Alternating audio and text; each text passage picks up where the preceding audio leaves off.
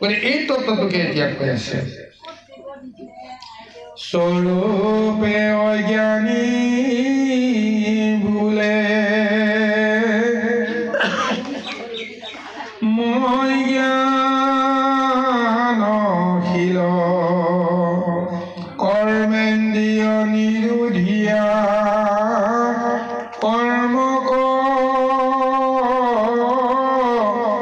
এৰিল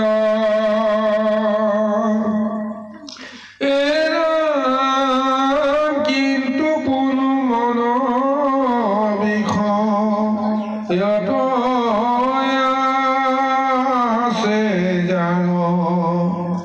যতে চিন্তন ধ্যান কপট আচাৰ জ্ঞান ধ্যান কৰ্মতাৰ সকলে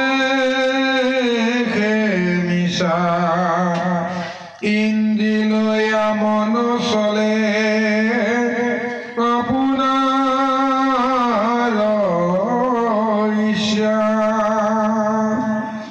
যি কোনো মনক নিয়মিল ভাল মতে হব ইন্দ্ৰি বৈশ্য ভৈলা মনৰ লগতে যেনি তেনি মন চলে ইন্দ্ৰিয় কলৈ যেন জীৱ নাথাকিলে দেহ কিছু নৈ ঈশ্বৰক অৰ্পি কৰ্ম কৰে ফল দিয়া সেই মুক্ত যোগী যে পুৰুষ মহাভাগ জ্ঞানক ভক্তি কৰ্মে সাধে নিৰন্তৰ এইকে কাৰণে বোলে কৰ্ম শ্ৰেষ্ঠতৰ নিত্য নৈমিত্তিক কৰ্ম অৰ্পি কৰা বীৰ বিনা কৰ্মে নিস্তে জানা নৰহে শৰীৰ এতিয়া পুনৰ কৃষ্ণই কৈছে যে পূৰ্ব জন্মৰ সংস্কাৰ সূত্ৰে জন্মগ্ৰহণ কৰা জীৱবিলাক প্ৰকৃততে মায়াৰ অন্ধকাৰত প্ৰৱেশ কৰা সূত্ৰে সমস্তে অজ্ঞানী ৰূপে জন্মগ্ৰহণ কৰে কিন্তু সেই অজ্ঞানী জীৱবিলাকক মই আচলতে জ্ঞান প্ৰদান কৰিবৰ কাৰণে ব্যৱস্থা কৰোঁ গতিকে সেইকাৰণে কৈছে যে সমস্ত জীৱ অজ্ঞানী কিন্তু মই পৰম জ্ঞানশীল হিচাপে মই কি কৰোঁ যে এই সংসাৰত সত ৰজ তমকে আদি কৰি তিনি গুণৰ মাধ্যমেৰে যিমান তত্ত্ব মই ইয়াত প্ৰদান কৰি থৈছোঁ তাৰ জৰিয়তে কোনোবাই জ্ঞানী হ'ব পাৰে কোনোবাই জ্ঞানী হ'ব নোৱাৰিব পাৰে গতিকে এতিয়া কোনে জ্ঞানী হ'ব পাৰে কোনে অজ্ঞানী হ'ব পাৰে কাৰণ সৃষ্টিত যিমানবিলাক তত্ত্ব মই দিছোঁ এই সমস্ত তত্ত্ব সমস্ত জীৱই লগত ৰাখিছে কোনে কেনেকৈ তাক প্ৰয়োগ কৰিছে সেইটো নিজৰ কথা ২৪টা তত্ত্ব আমাৰ সকলোৰে দেহত আছে কিন্তু সেই তত্ত্ব কোনে কেনেকৈ ব্যৱহাৰ কৰিছে তাৰ ফলটো কৰ্মৰ জৰিয়তেহে তেওঁ লাভ কৰিব পাৰে কিন্তু কোনোবাই যদি সেই তত্ত্ববিলাকক যদি য'ত যেনেকৈ প্ৰয়োগ কৰিব লাগে তাক যদি নকৰে তেতিয়াহ'লে তাৰ কৰ্মৰ ফলটো বিচৰা মতে কেতিয়াও নাপাব পাৰে সেইকাৰণে কৈছে যে এই তত্ত্ববিলাকক কোনে নিয়ন্ত্ৰণ কৰে কৈছে যে ইন্দ্ৰিয়ৰ ভিতৰত আটাইতকৈ শক্তিশালী ইন্দ্ৰিয় যাক বুলি কোৱা যায় মনৰ বশ্য হৈ পৰে সমস্ত ইন্দ্ৰিয় সেই ইন্দ্ৰিয়বিলাকে নিজৰ আসক্তিৰ কাৰণে যেতিয়াই তেতিয়াই যিকোনো কৰ্ম কৰিবলৈ বিচাৰে কিন্তু মনে তাক দমন কৰিব পাৰিব লাগিব মনে ইন্দ্ৰিয়বিলাকৰ ওপৰত ৰজা হ'ব পাৰিব লাগিব সেইকাৰণে কৈছে কিন্তু পুনঃ মন বিষয়ত আছে যাৰ যতেক চিন্তন ধ্যান কপট আচাৰ কিন্তু যেতিয়াই মন ইন্দ্ৰিয়ৰ আসক্তত যেতিয়া তেওঁ মজি থাকে মনে যেতিয়া ইন্দ্ৰিয়ক যেতিয়া বশ্য কৰিব নোৱাৰিব যে এইটো কৰিব নাপায় সেইটো কৰিব নাপায় বুলি ইন্দ্ৰিয় বৰ্গক লোভ মোহ কাম ক্ৰোধ মাত মৎসৰ্য হিংসা দেহ কপটতা ইত্যাদি ইত্যাদিবিলাকক যদি বেয়া বুলি পেলাই মনে যদি সেই বৃত্তিবিলাকক যদি বশ কৰিব নোৱাৰে তেতিয়াহ'লে সেই মনৰ জৰিয়তে কি হ'ব যিমানেই তেওঁ শুভ চিন্তা জ্ঞান ধাৰণ নকৰক কিয় তাতো বোলে কপট আচাৰহে ধাৰণ কৰিব পৰা যায় গতিকে যেতিয়া কপট আচাৰ তাৰমানে মনেৰে যিটো ভাল বুলি ভাবে সেইটো তেওঁ যেতিয়া কৰিব নোৱাৰে সেইটোকে কোৱা হৈছে কপট আচাৰ মনত যদি বেয়া ধাৰণা এটা আছে কিন্তু সেই বেয়া কৰ্মটো বেয়া ভাৱনাটো চৰিতাৰ্থ কৰিবৰ কাৰণে ভাল ভাল গুণবিলাকক যেতিয়া তেওঁ মানে আনৰ আগত দেখুৱাই কৰ্ম কৰিব লগা হয় তেতিয়াহ'লে আনে হয়তো তেওঁ ভাল বুলি ক'ব প্ৰথমতে কিন্তু পিছত তাৰ প্ৰমাণটো ওলাব যে আচলতে তেওঁ যিমানবিলাক কৰ্ম কৰিলে মুখতহে কৰিলে সেইবিলাক কৰ্ম কিন্তু আনক দেখুৱাইহে কৰিলে কিন্তু প্ৰকৃততে তাৰ উদ্দেশ্যটো বেলেগ গতিকে সেয়া কপট আচাৰ কেতিয়া হ'ব যেতিয়া মনেৰে সৈতে ইন্দ্ৰিয় বৰ্গক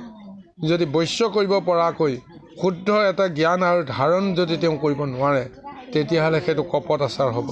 সেইকাৰণে কৈছে জ্ঞান ধ্যান কৰ্মত আৰু সকলোৰে মিছা ইন্দ্ৰিয় লৈয়া মন চলে আপোনাৰো ইচ্ছা গতিকে ইন্দ্ৰিয় বৰ্গই মনক লৈ পেলাই যেতিয়া চলাচল কৰিব তেতিয়া তুমি যি কৰ্ম নকৰা সকলো মিছা হৈ পৰিব কাৰণ ৰজাক যেতিয়া প্ৰজাই যেতিয়া ঘূৰাই লৈ ফুৰিব সেইজন ৰজা লটি গুটি হোৱাটো স্বাভাৱিক কিন্তু প্ৰজাইটোতো ৰজাক ৰক্ষা কৰিব নোৱাৰে ৰজাইহে প্ৰজাক ৰক্ষা কৰিব লাগিব গতিকে এইটো কাৰণতে আজি এনেদৰে মনৰ সুস্থতা কেনেকৈ আনিব পৰা যায় এই কথাটো কোৱা হৈছে যিকোনো মনক নিয়মিত ভাল মতে হব ইন্দ্ৰিয় বশ্য ভৈলা মনৰ লগতে মনক তেওঁ ইন্দ্ৰিয় মনক এক নিয়মিত ৰূপ এটা দিবৰ কাৰণে যত্ন কৰিব লাগিব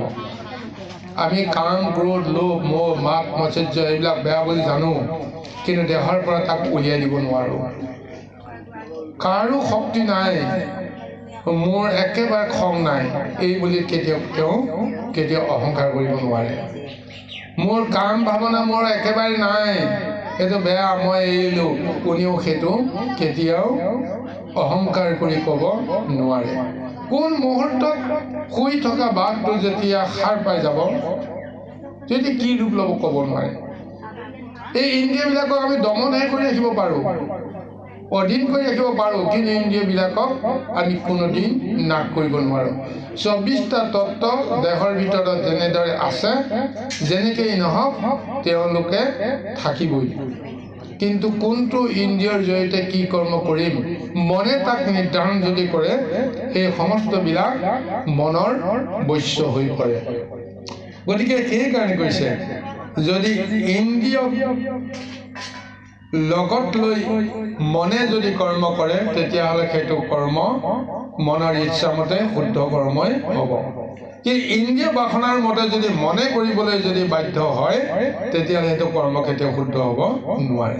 যেনেকৈ আমাৰ সৰু ল'ৰা এটাই শিশু ল'ৰা এটাই বেয়া যিটো কৰ্ম বুলি আমি জানো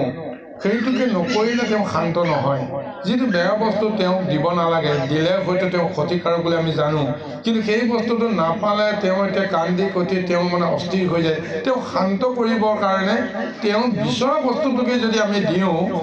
তেতিয়াহ'লে কোনো কাৰণতে কাৰো উপকাৰ নহ'ব দুদিনৰ পিছত কিছু সময় পিছত তাৰ প্ৰমাণটো ওলাই যাব যে যিটো বস্তু নিদিলে নহয় সেইকাৰণে তেওঁ দিয়াৰ ফলত সকলোৱে তাৰ মানে ফল ভুগিব লাগিব গতিকে সেইকাৰণে মনক আমি ৰজা পাতিবৰ কাৰণে গ'লে আমি সমস্ত ইন্দ্ৰিয় বৰ্গৰ গাখৰ পৰা আমি মুক্ত হৈ ইন্দ্ৰিয় বৰ্গক মনৰ জৰিয়তে চলিবৰ কাৰণে বাধ্য কৰাব পাৰিব লাগিব তেতিয়াহে সকলোৰে কাৰণে মংগল হ'ব গতিকে সেইকাৰণে কৈছে সব ইন্দ্ৰিয় বৈশ্য হলে মনৰ লগতে মন যদি নিয়মিত এটা সংযত এটা অৱস্থালৈকে যদি আহে তেতিয়াহ'লে ইন্দ্ৰিয় বৰ্গ তেওঁৰ লগত থাকিব সেইকাৰণে কৈছে যেনি তেনি মন চলে ইন্দ্ৰিয়ক লৈ যেন জীৱ নাথাকিলে দেহ কিছু নৈ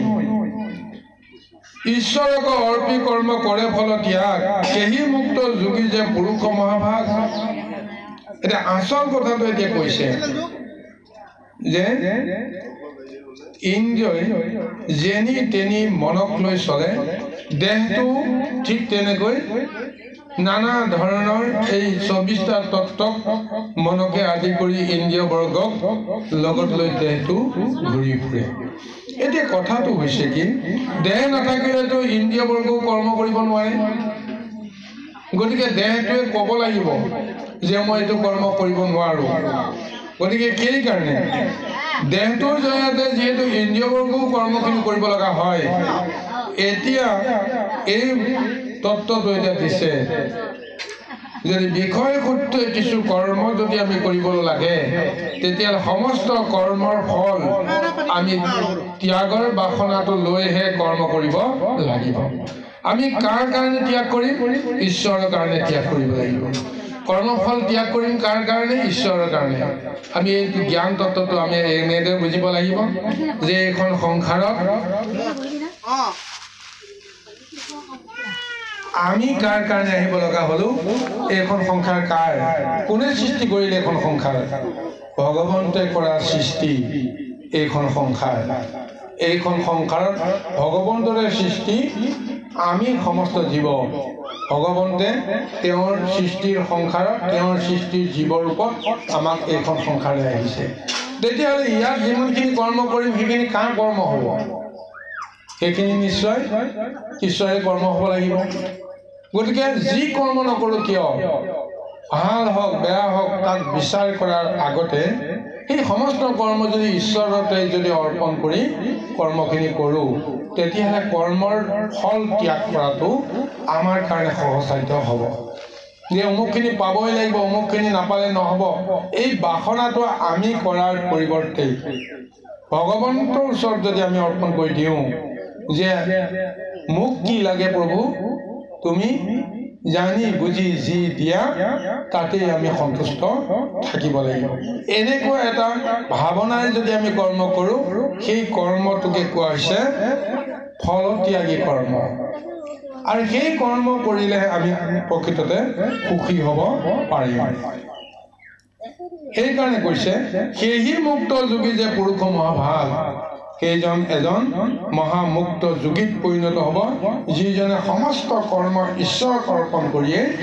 তেওঁ কৰ্ম কৰে ফল তেওঁ কোনো দিন কামনা নকৰে কিন্তু ভগৱন্তে দিয়া সেই ফল মহাপ্ৰসাদ হিচাপে আমি তেওঁক গ্ৰহণ কৰিব পাৰিব লাগিব ভগৱন্তে দিয়া ফলকো আমি কেতিয়াও আনন্দ মনেৰে গ্ৰহণ কৰা পৰিৱৰ্তে অসন্তুষ্ট মনেৰে আমি কেতিয়াও গ্ৰহণ কৰাটো উচিত নহ'ব এতিয়া আমি খেতি পথাৰ কৰাৰ সময়তে প্ৰমাণটো ওলাইছে ভবা মতে আমি যদি পোৱা নাই তেতিয়াও আমাৰ অসন্তুষ্ট আনৰ হোৱা দেখি পেলাই যদি আমাৰ মনটো যদি অসন্তুষ্ট হৈছে তেতিয়াহ'লে আমাৰ কৰ্মৰ ফল কেতিয়াও শুদ্ধ হ'ব নোৱাৰে এতিয়া কথা হ'ল এই সমস্তবিলাক ঈশ্বৰৰ ইচ্ছা চলি আছে বুলি জানি যাক যি দিছে সেইখিনিতে তেওঁ সন্তুষ্ট থাকিব পাৰিলে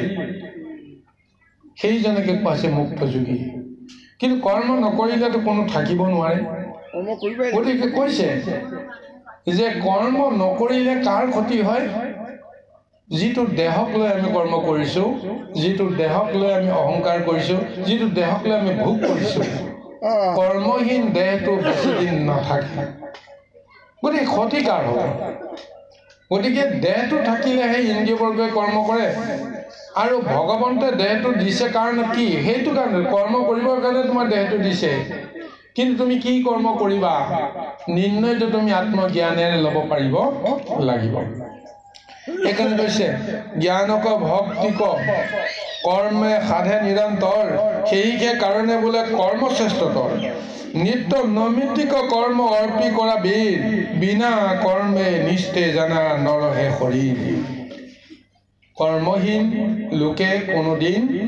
সুখী হ'ব নোৱাৰে কৰ্মহীন লোকে বেছি দিন দেহ তেওঁ ধাৰণ কৰি থাকিব নোৱাৰে কাম নকৰাকৈ থকা মানুহজন আজি অলপ কালি অলপ কৰি নিজেই এটা সময়ত শুকাই খিনাই এটা সময়ত এইটো দেহত নানান ধৰণৰ ব্যাধিৰ এক পয়োভৰ ঘটাই অৱশেষত পৰমায়ু থকাৰ সময়তো তেওঁ আঠ বাটতে গুচি যাব লগা হ'ব পাৰে সেইকাৰণে ভগৱন্তে কৈছে যে বিনা কৰ্মৰ কোনো জীৱই থাকিব নোৱাৰে সেইকাৰণে কোৱা হৈছে কৰ্ম শ্ৰেষ্ঠ যত কৰ্ম হবে বন্ধ সাক্ষ্যবাদী কহে যদি ঈশ্বৰ কৰ্পে তেবে বন্ধনুহে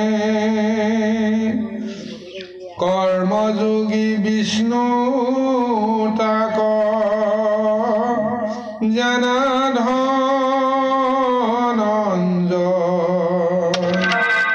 হৰি কৰ্ম বিনে আন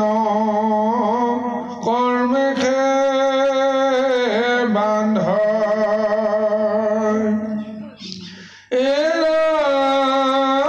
ঈশ্বৰৰ অৰ্থে কৰ্ম কৰিবে নিশ্চয়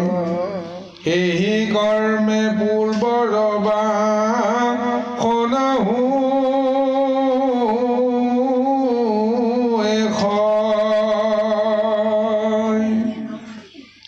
এতিয়া সমস্ত কৰ্ম ঈশ্বৰক যদি অৰ্পণ কৰি কৰে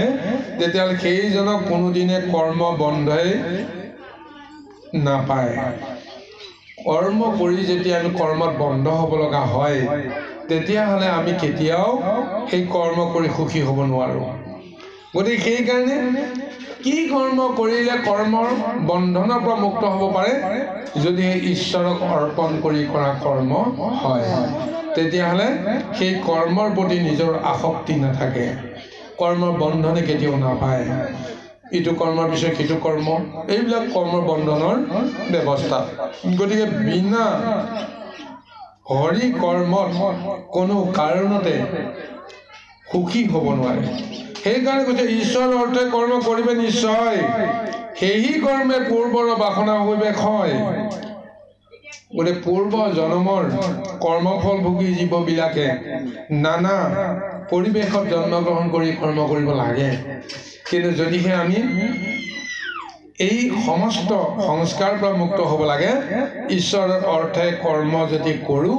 ঈশ্বৰক অৰ্পণ কৰি কৰি কৰা কৰ্ম ফলাফলবিহীন আসক্তি যদি আমাৰ থাকে তেতিয়াহ'লে নিশ্চয় পূৰ্ব জন্মৰ সমস্ত সংস্কাৰৰ পৰা মুক্ত হ'ব পাৰিম এইটোকে মহা জ্ঞান তত্ত্ব অৰ্জুনৰ আগত প্ৰদান কৰিছে জ্ঞানৰ কৰ্মৰ দুইৰো কহিলো ভেদ তোমাৰ প্ৰশ্নৰ সখী দিলো পৰিচ্ছেদ আৰু ব্ৰহ্ম বচন বুলিলাহে নমত যজ্ঞৰ সহিত প্ৰজা সজিলা পূৰ্বত তপ জপ যজ্ঞ কৰি দেৱ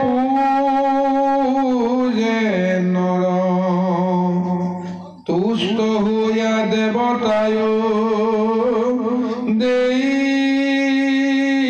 স্তবৰ অইনু অইনে দুহান্তৰো সাধে ইষ্ট যোগ দেবে দেৰ্থক মনুষ্য কৰৈ ভোগ সেই ভোগ মনুষ্য দেৱকনে দিখাই অধমনা ৰখি তাত পৰে চুৰণাই আৰু পাঞ্চ যজ্ঞ নিতে যিজনে নকৰে পঞ্চখনা পাত কত সেইজন পৰে মনুষ্যৰ পাপ পুণ্য অল্পত হয় পঞ্চখনা যাক বোলে শুনা ধনঞ্জয় নাই নৌকাময় কলখিত পানী আনে সময়ৰ জনী মাৰ্য দেখি ধান্য কবাহানে হৰিখা পাতাত বান্তি পিখি কৰে ধুনা গৃহস্থৰ নিত্য পাপ এই পঞ্চখুনা এই পাঞ্চয় ধৰ্ম গুচয় যেহি মতে পঞ্চগোটা যজ্ঞ গৃহী কৰিবে গণিতে শুনা পাঞ্চ যজ্ঞ যেন কৰিবে গণিতি পাঠ হোম বলি নিষ্ঠ অৰ্চিবয় তিথি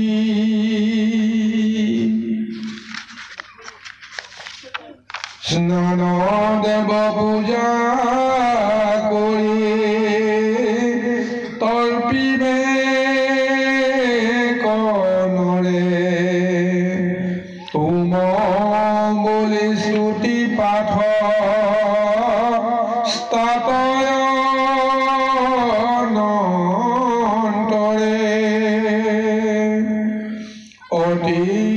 অতিথিৰাখনে ৰাজমাৰ্গে যাইব সবাকুৰ চিয়াগি পৰে নখাইব এতিয়া পুনৰবাৰ অৰ্জুনে কৈছে যে সখী মইতো তোমাক ক'লো যে বিনা কৰ্মে সংসাৰত কোনোৱে জীৱন ধাৰণ কৰিব নোৱাৰে শৰীৰ ৰক্ষা কৰিব নোৱাৰে গতিকে সমস্ত কৰ্ম মোকেই অৰ্চনা কৰি মোকেই অৰ্পণ কৰি যদি কৰ্ম কৰে তেতিয়াহ'লে পূৰ্ব জন্মৰ সমস্ত সংস্কাৰ তেওঁ মুক্ত হৈ পৰিব কিন্তু ইয়াৰ পিছতো তুমি আৰু এটা কথা জানিবা যে ব্ৰহ্মায়ো এদিন মোক প্ৰশ্ন কৰিছিল যে যজ্ঞৰ লগতে সমস্ত প্ৰজা পূৰ্বতে প্ৰভু ভগৱন্ত তুমি সৃষ্টি কৰিছিলা সৃষ্টিৰ যজ্ঞ সেই যজ্ঞটো তুমি নিজে সম্পাদন কৰিলা আৰু সেই যজ্ঞৰ ফলত তপ জপ যজ্ঞ দেৱ পূজা এই সমস্ত বিলাকৰ বিধান তুমি কৰিলা ব্ৰহ্মাই ক'লে যে পদ্মকল্পত মই যেতিয়া তোমাৰ নাভি কমলৰ পৰা জন্মগ্ৰহণ কৰিছিলোঁ মই জনাই নাছিলোঁ মই ক'ত আছোঁ কি কৰিম মোৰ পিতৃ কোন মাতৃ কোন কিন্তু মই মোৰ পিতৃক বা মোৰ স্বজনকৰ্তাক বিচাৰিবৰ কাৰণে যেতিয়া মোৰ মনত এটা বাসনা জাগিল তেতিয়া তুমি মোক প্ৰথমতে তুমি তপ কৰাৰ যিটো জ্ঞান ধাৰণাটো মোক দিলা সেইকাৰণে মই তেতিয়া তপ কৰিলোঁ তপ কৰাৰ পিছত আৰম্ভ হৈ গ'ল যজ্ঞ যজ্ঞৰ পিছত আহি গ'ল বাকী অন্যান্য সমস্ত পূজা বিধি নীতি আস্কাস্তা এই সমস্তবিলাক দেৱ ইষ্টজনক তুষ্ট কৰিবৰ কাৰণে কৰিব লগা হয় মই যে সৃষ্টিৰ এই আদিতে পদ্মকল্পতে মই যে তোমাক তপ কৰিলো কি কাৰণে তোমাক সন্তুষ্ট কৰিবৰ কাৰণে তোমাকে মই ইষ্টজন বুলি ভাবিলো তোমাকে ইষ্ট দেৱ বুলি মই ভাবিলো আৰু সেই অনুসাৰে আমি কৰ্ম কৰিলো আজিও জীৱসকলে ঠিক তেনেকৈ প্ৰত্যেকে ইষ্ট দেৱতাক তুষ্ট কৰিবৰ কাৰণে আমি কি কৰো পূজা কৰো তপ কৰো জপ কৰো যজ্ঞ কৰো আৰু আমাৰ এই পূজা আৰাধনাত ইষ্ট গুৰুৱে ইষ্ট দেৱই কৃপা কৰে আৰু সেই ইষ্ট দেৱৰ কৃপাৰ ফলত আমি কৰ্ম কৰি তাৰ ফলাফল লাভ কৰো কিন্তু ডাঙৰ সমস্যাটো হৈছে যে আজিকালি নৰসকলে ইষ্টজনক পূজা কৰিয়ে কৰ্ম কৰে কিন্তু ফলটো পোৱাৰ পিছত সেই গুৰুক পাহৰি যায় গতিকে কৰ্মটো কাঢ়ি যায় আমি যেতিয়া ধানৰ মুঠিটো ল'বৰ কাৰণে পথাৰত যেতিয়া গোজ দিবৰ কাৰণে যাওঁ আমি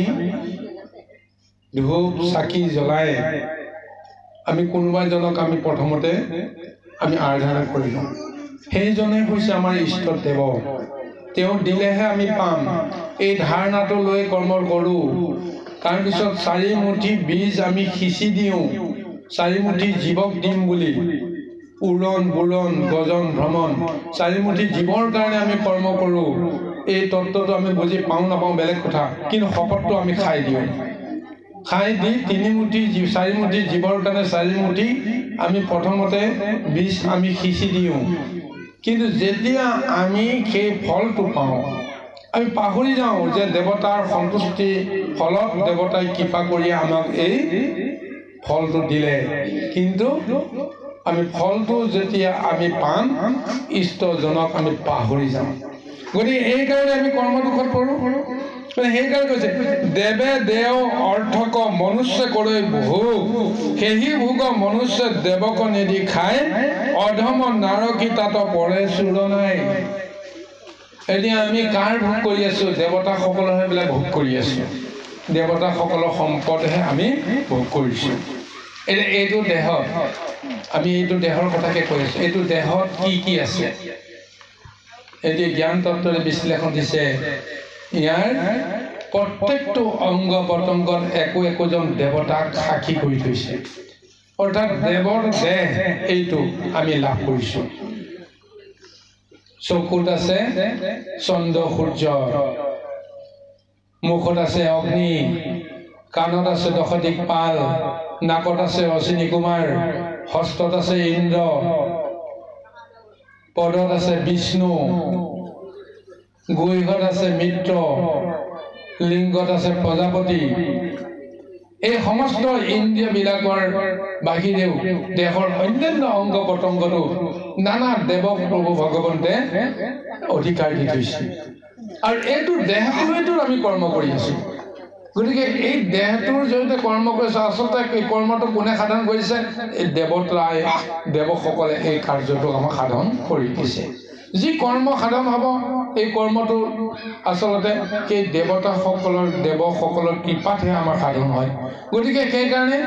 আমি ফলটো পোৱাৰ পিছত কৰ্মফলটো পোৱাৰ পিছত এইটো মোৰ বুলি মোহ কৰাটো কেতিয়াও সমীচীন নহয় গতিকে এই তত্ত্বটোকে কৈ আছে গতিকে আমি সঘনে এই কৰ্ম কৰি আমি দুখত পতিত হৈ আছো আৰু সেই দুখত পতিত হৈ থকা ফলটো আমি কেনেদৰে নিবাৰণ কৰিম এই কথাটো কৈছে সমস্ত কৰ্ম ধৰ্মৰ দুখ ত্ৰুটি আমাৰ গৃহত যেতিয়া প্ৰৱেশ কৰে গৃহত এতিয়া বাটত বাহিৰত কৰ্ম দুখৰ সমস্ত ব্যৱস্থাখিনি ক'ত আহি সন্মিলিত হয় গৃহত কাৰণ আমি গৃহলৈকে যেতিয়া আহোঁ গৃহতে যেতিয়া আমি বসবাস কৰোঁ তেতিয়াহ'লে বাহিৰত লাভ কৰা দুখাদুখবিলাক আমি গৃহলৈকে লৈ আহোঁ গৃহত অনাৰ পিছত আমি যিবোৰ কৰ্ম কৰিম সেই কৰ্মৰ ফলত আমাৰ নিতে নিতে 5টা পাপ 5টা দোষ আমাৰ সদায় উপজে সেই 5টা পাপক কোৱা হৈছে পঞ্চখুণা পাপ সেই পঞ্চখুণা পাপ কিহৰ জৰিয়তে হয় আমাৰ কৰ্ম আচৰণৰ জৰিয়তে ক'ব নোৱাৰাকৈ হৈ যায় কাক ঠগ কৰিছো কাক প্ৰবঞ্চনা কৰিছো কাক হিংসা কৰিছো দেশ কৰিছো তাৰ প্ৰমাণটো আমাৰ এই কৰ্মত নিতে নিতে ধৰা পৰে গৃহ কৰ্মত গতিকে সেই গৃহ কৰ্মত পঞ্চখুণা পাপত জড়িত হৈ পৰে এটা কেনেকৈ পঞ্চখুণা পাপত জড়িত হৈ উল্লেখ কৰিছে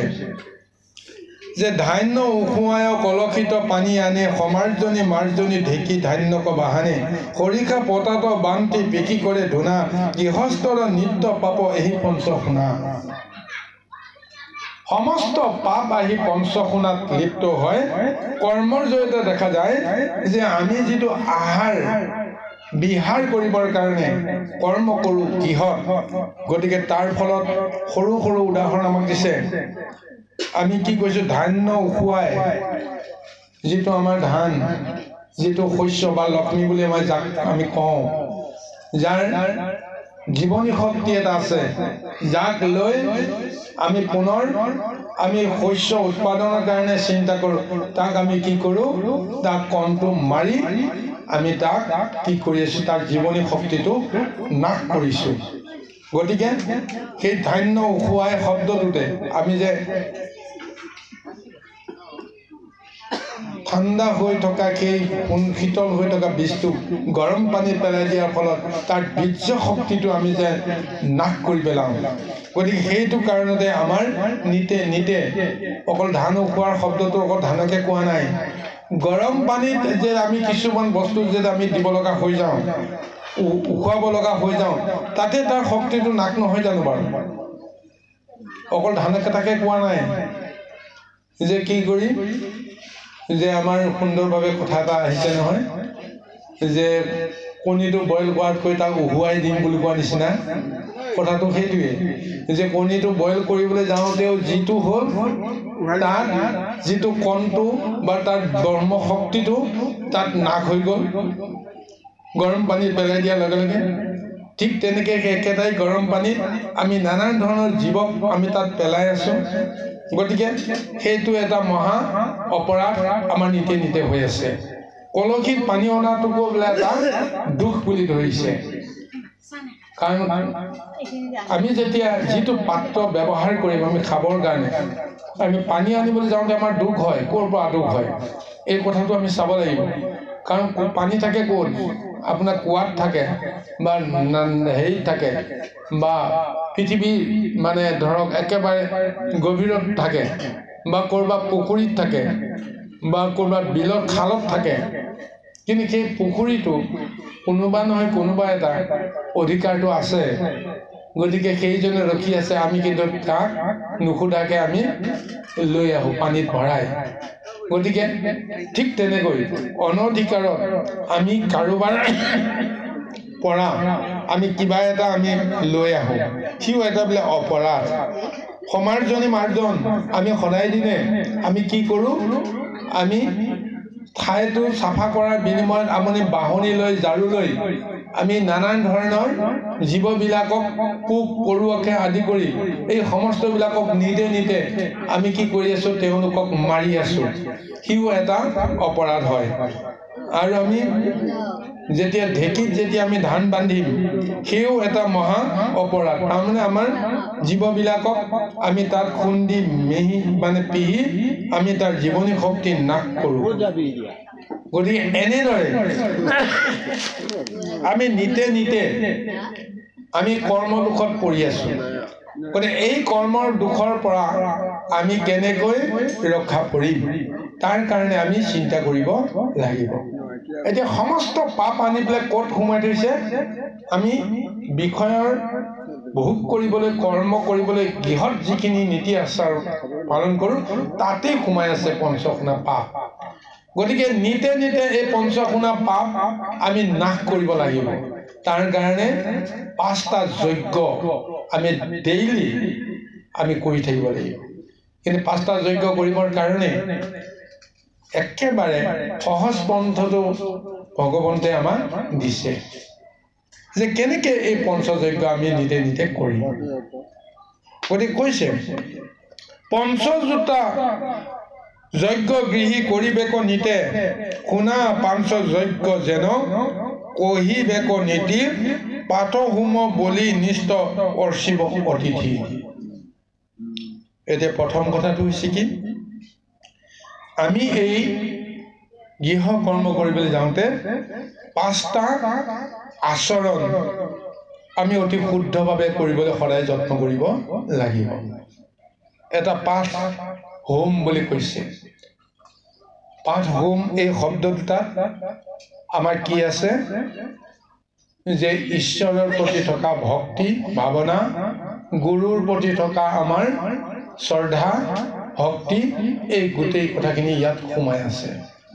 আমি কৰ্ম কৰিবলৈ যাওঁতে আমি ঈশ্বৰৰ নাম ল'ব লাগিব প্ৰত্যেকটো কৰ্ম কৰিবলৈ যাওঁতে ঈশ্বৰৰ নাম লোৱাকে কোৱা হৈছে পাঠ কৰা হোম কৰা আমি যেতিয়া এটা বস্তু যেতিয়া অন্য এটা বস্তুত যদি আমি সম্পাদন কৰিম সেইটোকে কৈছে হোম কৰা যদি আমাৰ যিটো মনৰ যিখিনি বেয়া বাসনা সেই বেয়া বাসনাটো আমি ভগৱন্তৰ ভক্তিৰ অগ্নিত আমি সেইখিনি সমৰ্পণ কৰিব লাগিব দুখ আৰু নিৰ্দোষ এইবিলাক ভাৱনা আমি ত্যাগ কৰি যি কৰ্ম কৰিম সেইটো ঈশ্বৰকে যদি অৰ্পণ কৰোঁ সিও এটা কৈছে যে হোম আৰু বলি আমি দিব লাগিব কি বলি দিম এতিয়া বলি দিয়া কথাটোত আমি আহে যে গৰু ছাগলী বা জীৱ জন্তু আমি ইষ্ট দেৱতাক তুষ্ট কৰিবৰ কাৰণে আমি সদায় বলি দিওঁ নিজৰ ভিতৰত থকা মহাদৈত্যকেইটাক পোহপালন দিবৰ কাৰণে সদায় আমি জীৱবধ কৰি তাৰ মাংস আমি সদায় ভক্ষণ কৰোঁ এতিয়া কথা হৈছে কি আমি বলি দিব লাগিব বুলি কৈছে কাক বলি দিব লাগিব আমাৰ ইন্দ্ৰিয় প্ৰবৃত্তিবিলাকক আমি বলি দিব পাৰিব লাগিব যিটো বস্তু সদায় খাওঁ খাওঁ কৰি থাকে তাক নাখাওঁ বুলি ক'ব কাৰণে তাক বাধ্য কৰাব লাগিব গতিকে সেইটোকে হৈছে বলি কাক দিম ইষ্টজনক দিম ভগৱন্তক দিম এতিয়া ভগৱন্তে কৈছে যে ভাল বেয়া দুটা বস্তু মই জগতৰ সমস্তকে দিছোঁ কিন্তু এই দুটা বস্তুৰ ভিতৰত আটাইতকৈ বেয়া বস্তু বুলি যিটো তুমি গণ্য কৰিবা সেই বস্তুটো তুমি ক'ত দিবা সেইটো বস্তু তুমি এইখন জগতত বেলেগক দিবৰ কাৰণে তোমাৰ জাগা নাই সেই বস্তুটো তুমি মোকেই দিবা আটাইতকৈ ভাল বস্তু বুলি যিটো ভাবা সেইটো লগত ৰাখিবা চাওকচোন কি দিছে আমাৰ দেহৰ ভিতৰত দয়া ক্ষমা সহ্য ধৈৰ্য বুদ্ধি বৃত্তি বিবেক বিবেচনা এই সমস্তবিলাক ভাল গুণ হয়নে নহয় ভগৱন্তে কৈছে সেইবিলাক গুণ তোমালোকৰ লগত ৰাখা মোক দিব নালাগে কিন্তু যিটো একেবাৰে বেয়া গুণ যিটো থাকিলে তুমি কোনোদিন শান্তিত থাকিব নোৱাৰা সেই বেয়া বেয়া গুণবিলাক বেয়া বেয়া দুখবিলাক